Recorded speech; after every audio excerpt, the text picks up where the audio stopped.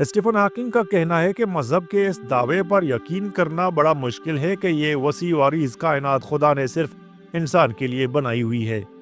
وہ دلیل پیش کرتا ہے، ہمارا نظام شمسی تو بہرحال ہمارے وجود کے لیے ضروری تھا اور اس میں زیادہ سے زیادہ اپنی کہکشاں کو شامل کیا جا سکتا ہے، جس کے ابتدائی ستاروں نے ان بھاری عناصر کے بننے میں مدد کی، جس کے بعد سیاروں کی تخلیق ہوئی، لیکن اس کائنات کی دوسری اربوں کہکشاؤں کی ضرورت کی کوئی تک نظر نہیں آتی۔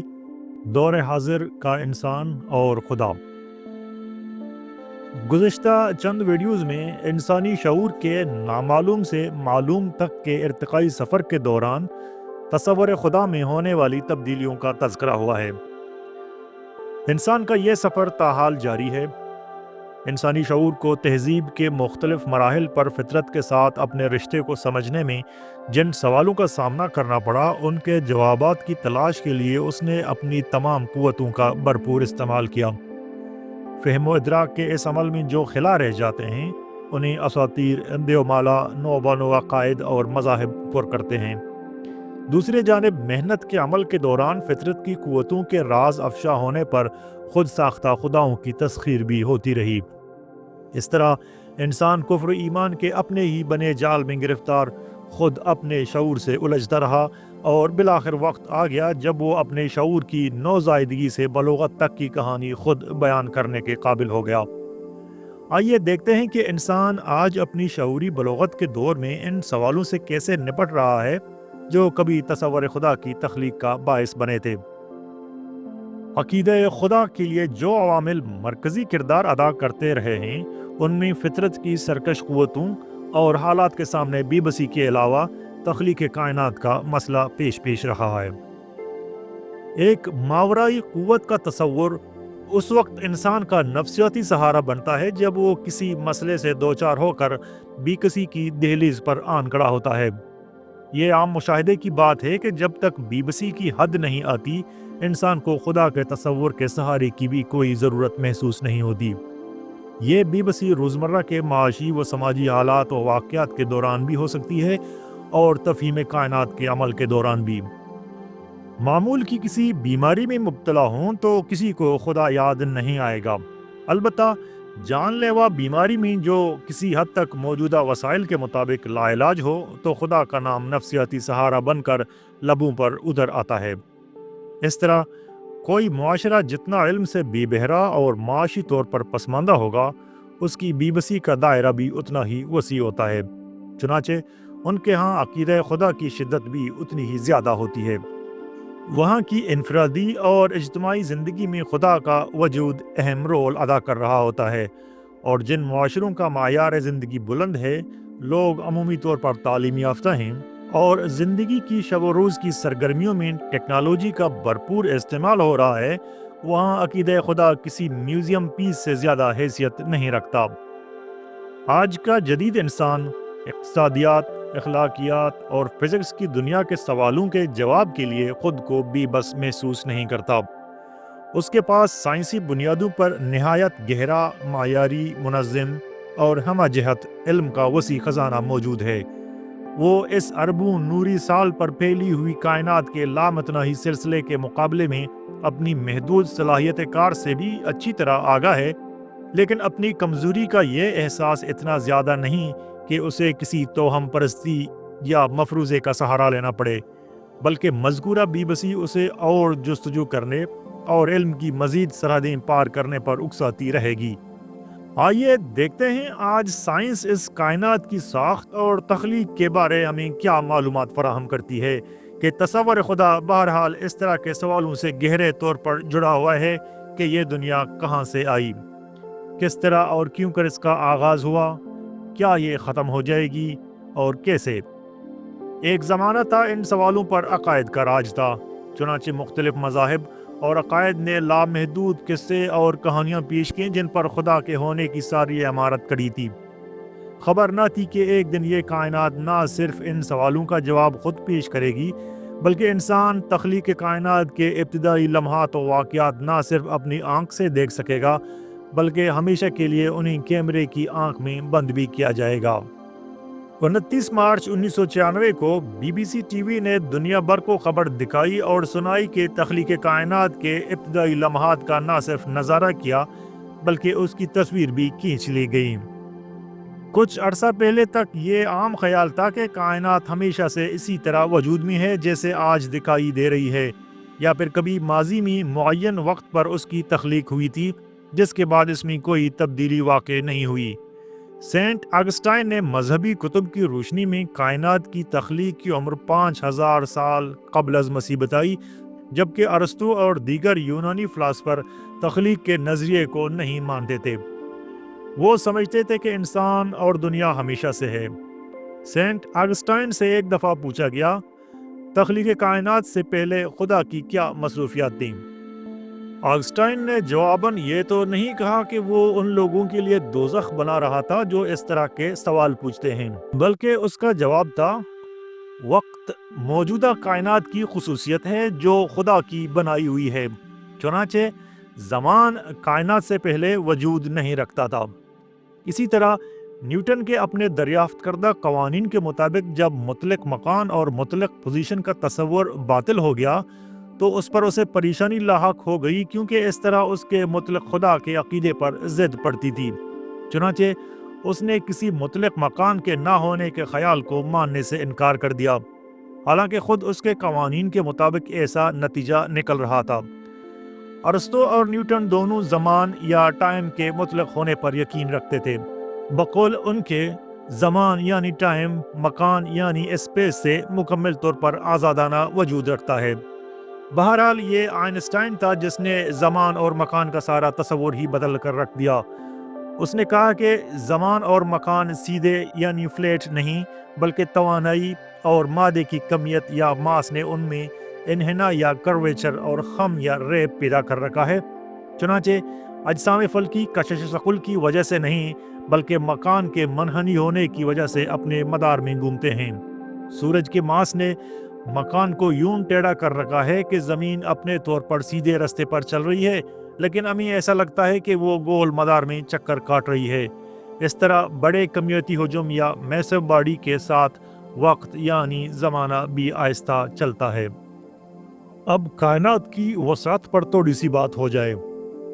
सूरज के बाद हमारे करीब तरीन सितारा इतनी दूर है कि अगर कोई रॉकेट 1,86,000 मील फी सेकंड की रफ्तार से चले तो उसे उस सितारे तक पहुंचने में 4.5 साल लगेंगे। हमारी कहकशां 1 लाख रोशनी के साल के फासले पर मुहित है और सितारे उसके गिर्द कई 100 मिलियन साल में एक चक्कर मुकम्मल करते हैं, जबकि इस कायनात में कई 100,000 मिलियन कहकशाएं मौजूद हैं। एक कहकशां कई 100 अरब सितारों पर मुश्तमिल होती है। हमारा सूरज एक औसत साइज का आम सितारा है जो अपनी कहकशां के एक चक्करदार बाजू के अंदरूनी किनारे पर वाक़ है। 1929 में एडविन हबल ने अपने इस मुशाहिदे का इजहार किया कि हम कायनात को जहां से भी खड़े होकर देखें वो हमसे दूर भागती नजर आती है। कायनात का ये फैलाव 1000 मिलियन साल में 5% से लेकर 10% तक होता है। तख्लीक कायनात का अमल कोई 15 अरब साल पहले एक बिग बैंग से शुरू हुआ था। इससे पेशतर कसाफत और हरारत के लामहदूद हद तक छोटा होने से कायनात का साइज सिफर था और साइंस के तमाम मुरवजा कवानीन मुअत्तल थे। बिग बैंग के सिर्फ 1 सेकंड बाद कायनात का दर्जा हरारत 10,000 मिलियन डिग्री गिर गया। उस वक्त कायनात ज़्यादातर न्यूट्रॉन, इलेक्ट्रॉन और फोटोन और उनके एंटी पार्टिकल्स पर मुश्तमिल थी। कायनात के वजूद में आने के 100 सेकंड बाद न्यूट्रॉन से एटम के न्यूक्लाई बनना शुरू हो गए, जिनमें एक प्रोटॉन और एक न्यूट्रॉन था। फिर उनसे हीलियम न्यूक्लियाई बना। बिग बैंग के चंद घंटे बाद हीलियम और दीगर अनासिर बनना बंद हो गए और अगले 10 लाख साल तक कायनात यूं ही फैलती रही। जहां औसत से ज़्यादा कसाफत हुई वहां मादे ने बैरूनी कशिश की वजह से घूमना शुरू कर दिया। इस तेज़ी से घूमते हुए मादे से कहकशाओं ने जन्म लिया।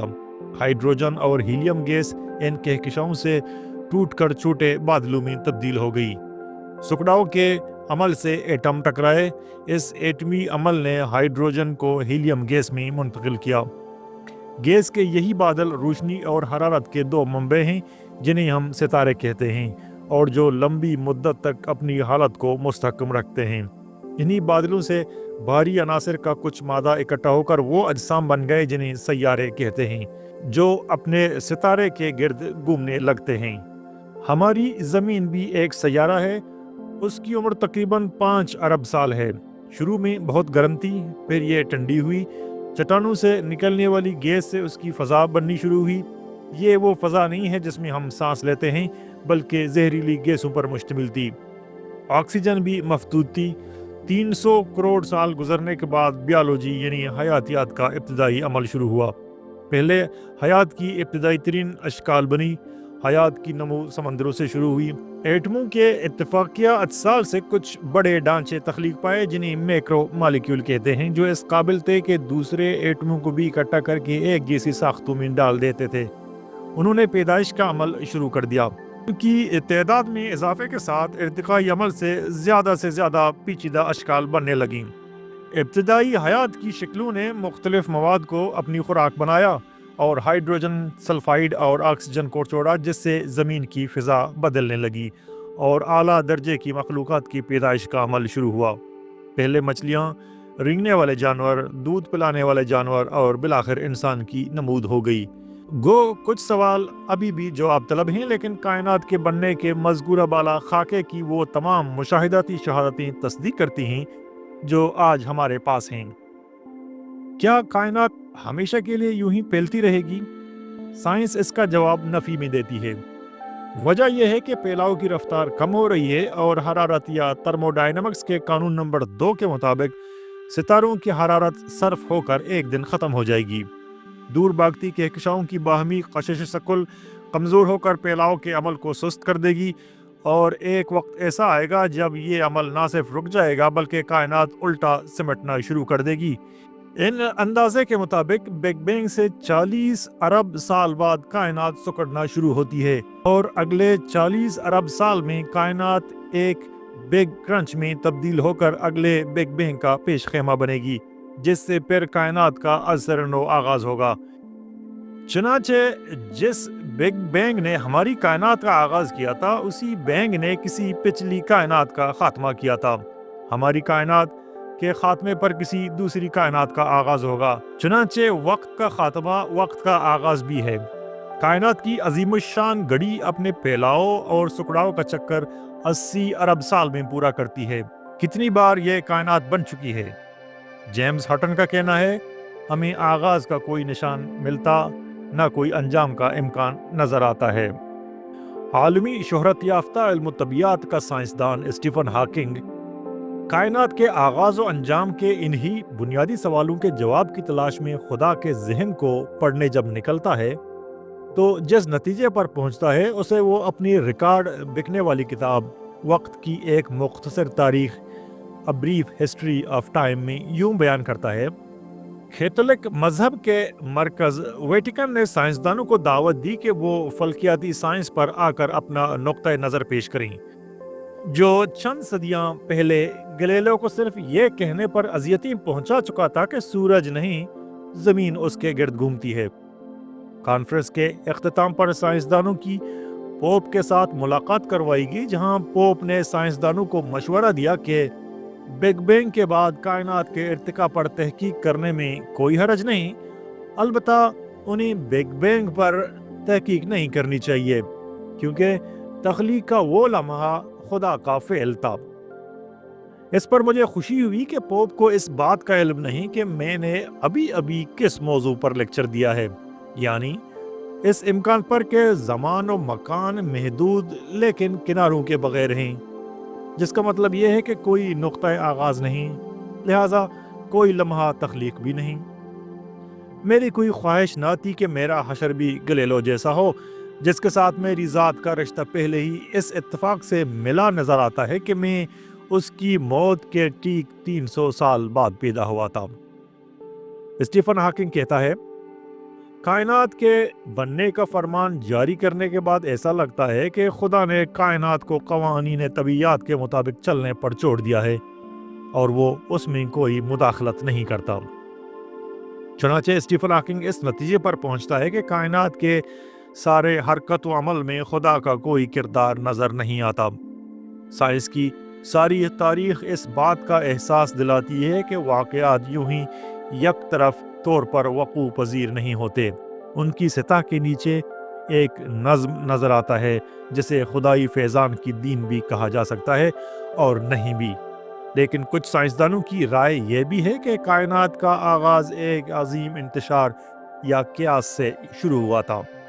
چنانچہ ہماری مشاہداتی دنیا میں جو نظم نظر آتا ہے یہ اس طرح کا اتفاق ہے جیسے بہت سے بندر ٹائپ رائٹر پر ہاتھ ماریں تو ایک دور کا امکان ہے کہ ان سے اتفاقیہ طور پر شیکسپیئر کی تحریر کا کوئی ٹکڑا رقم ہو جائے۔ جہاں تک اس سوال کا تعلق ہے کہ یہ کائنات ایسی کیوں ہے جیسی ہمیں نظر آتی ہے، تو اس کا سادہ جواب یہی ہے کہ اگر یہ مختلف ہوتی تو ہم کہاں ہوتے؟ چونکہ ہم وجود رکھتے ہیں لہذا کائنات کو یوں ہی دیکھتے ہیں۔ اسٹیفن ہاکنگ کا کہنا ہے کہ مذہب کے اس دعوے پر یقین کرنا بڑا مشکل ہے کہ یہ وسیع و عریض کائنات خدا نے صرف انسان کے لیے بنائی ہوئی ہے۔ وہ دلیل پیش کرتا ہے، ہمارا نظام شمسی تو بہرحال ہمارے وجود کے لیے ضروری تھا اور اس میں زیادہ سے زیادہ اپنی کہکشاں کو شامل کیا جا سکتا ہے، جس کے ابتدائی ستاروں نے ان بھاری عناصر کے بننے میں مدد کی جس کے بعد سیاروں کی تخلیق ہوئی۔ لیکن اس کائنات کی دوسری اربوں کہکشاؤں کی ضرورت کی کوئی تک نظر نہیں آتی، نہ اس کی کوئی وجہ نظر آتی ہے کہ اسے اتنے بڑے پیمانے پر چاروں طرف یکساں بنا دیا جائے اور پھر بگ بینگ کی ابتدائی شرح پھیلاؤ ایسی رکھی کہ یہ شروع ہوتے ہی ختم ہو کر دوبارہ بلیک ہول نہ بن جائے۔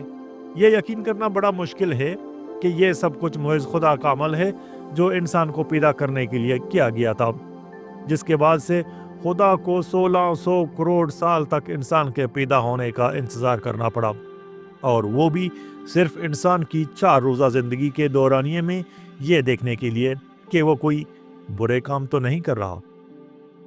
سائنس سے سوال کیا جا سکتا ہے کہ اتنا سارا مادہ کہاں سے آیا؟ اس کا جواب کوانٹم تھیوری یوں دیتی ہے کہ وہ ذرات یعنی پارٹیکلز کو توانائی سے یعنی اینٹی پارٹیکلز کے جوڑوں یا پیئرز کی شکل میں تخلیق کیا جا سکتا ہے۔ سوال ہوگا کہ اتنی توانائی آئی کہاں سے؟ اس کا جواب یوں ہے کہ دراصل کائنات کی مجموعی توانائی 0 ہے۔ کائنات کی ساری مادہ مثبت توانائی سے بنا ہے۔ مادہ کشش ثقل کی وجہ سے ایک دوسرے سے جڑا رہتا ہے۔ مادے کے 2 ٹکڑے جو ایک دوسرے کے قریب ہوں کم توانائی رکھتے ہیں بنسبت اس کے جب وہ بہت دور ہوں، کیونکہ انہیں کشش ثقل کا زور توڑنے کے لیے توانائی صرف کرنی پڑتی ہے۔ یعنی کشش ثقل کے زیر اثر دائرے منفی توانائی کی نمائندگی کرتے ہیں۔ یہ کائنات مکان میں تقریباً یکساں ہے، لہٰذا ثابت کیا جا سکتا ہے کہ منفی توانائی مثبت توانائی جو مادے کی نمائندہ ہے کو ٹھیک مساویانہ طور پر منسوخ کر دیتی ہے۔ چنانچہ کائنات کی حاصل جمع توانائی 0 ہو جاتی ہے۔ اب 0 اور 0 کو جمع کریں، جواب 0 ہی آئے گا۔ چنانچہ کائنات مثبت توانائی کو 2 گنا کر سکتی ہے اور ایسے ہی اپنی منفی توانائی کو بھی، جس سے نتیجہ 0 ہی رہے گا۔ اس طرح کائنات کے پھیلاؤ کے ساتھ مادے میں اضافہ بھی ممکن رہتا ہے۔ کائنات یعنی توانائی کی اس عجیب خصوصیت پر سائنسدان گوتھ کا بڑا خوبصورت تبصرہ ہے۔ اس نے کہا، افسوس کہ مفت کے لنچ جیسی کوئی چیز نہیں، جبکہ یہ ساری کائنات بالکل مفت کا لنچ ہے۔ ہمارا ذہن اکثر سوچتا ہے کہ اس کائنات کے پرے کیا ہے، اس لیے خدا کا خیال ادرنس سے جڑا ہوا ہے، لیکن آئنسٹائن کا کہنا ہے کہ زمان و مکان محدود ہونے کے باوجود کوئی کنارہ نہیں رکھتے، لہٰذا کنارے یا اس سے پرے کیا حرکت و سکنات ہو رہی ہے کا سوال ہی پیدا نہیں ہوتا۔ یہ کائنات قطعاً سیلف کنٹینڈ یعنی اپنے آپ میں سالم و مکمل ہے۔ اس کی ذات سے باہر کوئی چیز اثر انداز نہیں ہو رہی، بلکہ بے کنار دنیا سے باہر کا سوال غیر منطقی بھی ہے اور غیر سائنسی بھی۔ یہ کائنات نہ تخلیق ہو سکتی ہے نہ ختم۔ اس صورتحال کو دیکھ کر اسٹیفن ہاکنگ نے سوال اٹھایا تھا، خالق کائنات کی پھر جگہ ہی کہاں رہ جاتی ہے؟ کیا اس عالم کون و مکان کو کسی خالق کی ضرورت ہے؟ اور اگر ہے تو اس خالق کا اس کائنات پر کوئی اور اثر ہے؟ اور پھر اس کو کس نے تخلیق کیا تھا؟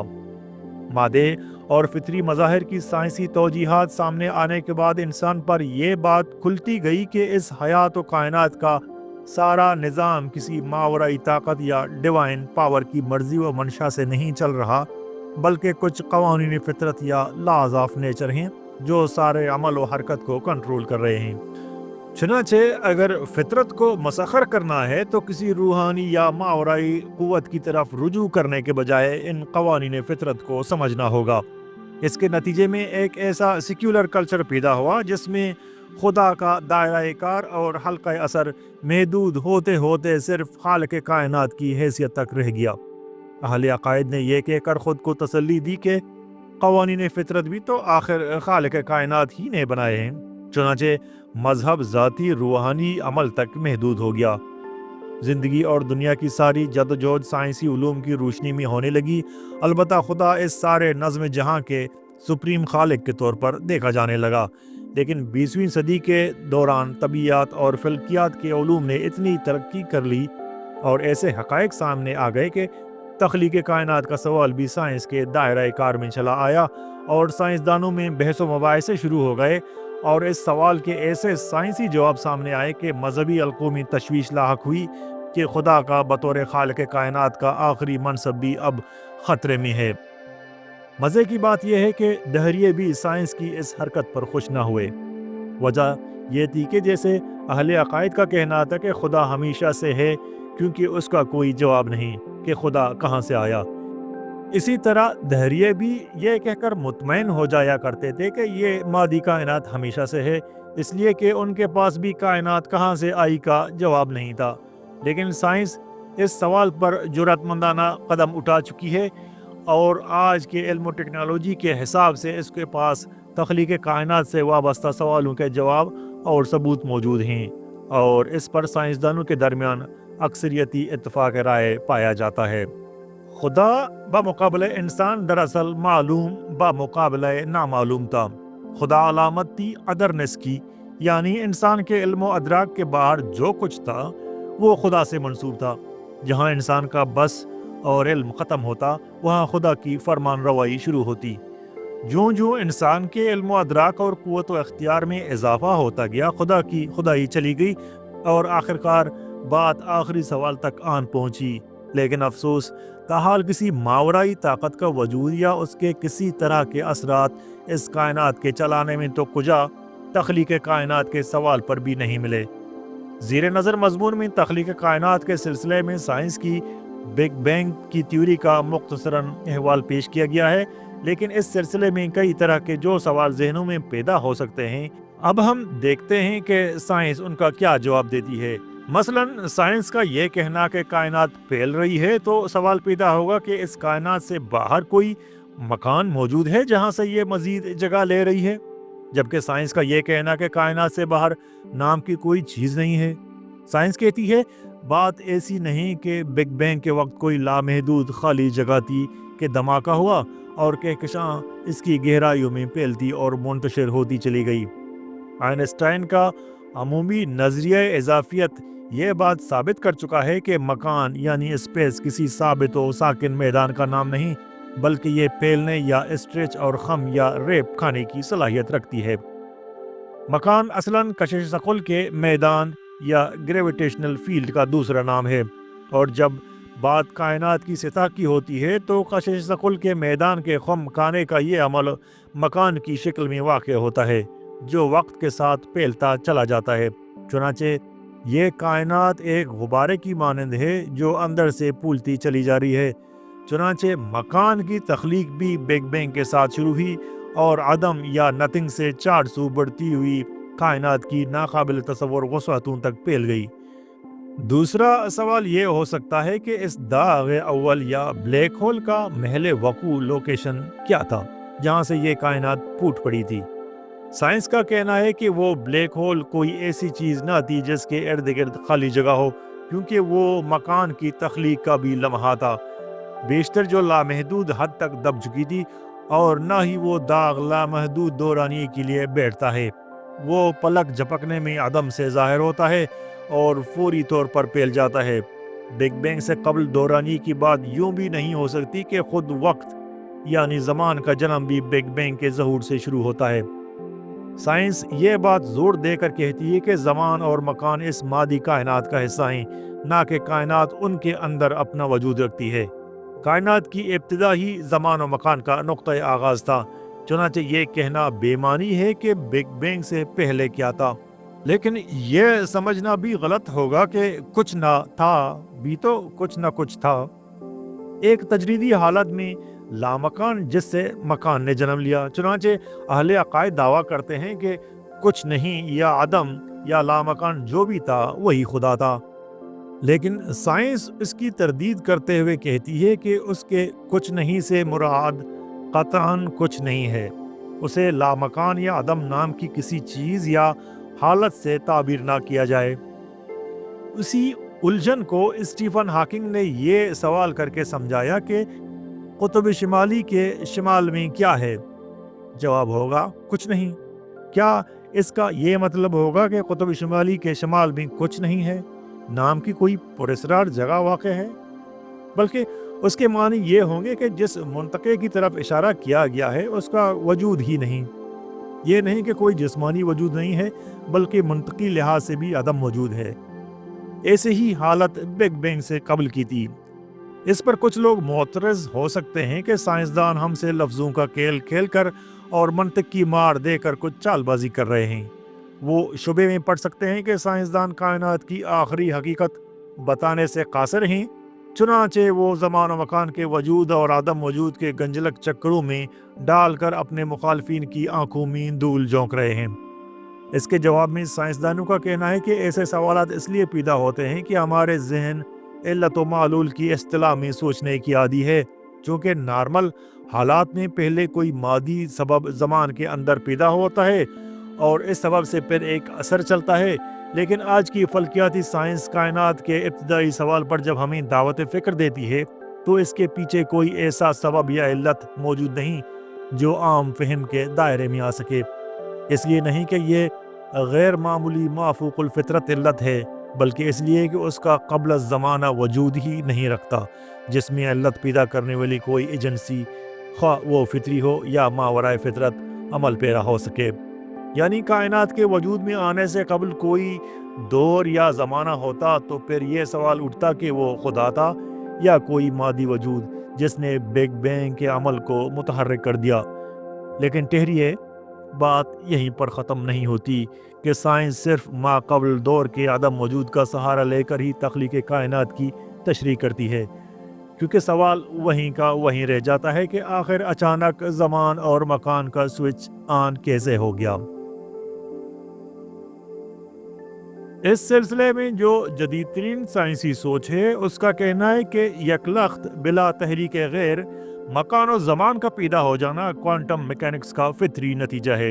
یہ علم طبیعت کی وہ شاخ ہے جس سے ایٹمی ذرات کا مطالعہ ہائزنبرگ کے اصول غیر یقینی یا پرنسپل آف انسرٹینٹی کو لاگو کر کے کیا جاتا ہے، جس کے مطابق تمام مشاہداتی مقداروں میں اچانک اور ناقابل پیشگوئی اتار چڑھاؤ وقوع پذیر ہوتے ہیں۔ مذکورہ کوانٹم اتار چڑھاؤ کے پیدا کرنے میں قطعاً کسی چیز کا ہاتھ نہیں ہوتا، وہ حقیقی طور پر از خود پیدا ہوتے ہیں اور اپنی گہری ترین سطح تک فطرت میں جبلی طور پر پائے جاتے ہیں۔ چنانچہ جب کوانٹم کے اصول زمان و مکان پر لاگو کیے جاتے ہیں تو اس بات کا امکان ایک سائنسی حقیقت اختیار کر لیتا ہے کہ زمان و مکان کا سوئچ کسی وقت بھی آن ہو سکتا ہے یا وہ بک سے وجود میں آ سکتے ہیں بغیر کسی سبب اور علت کے۔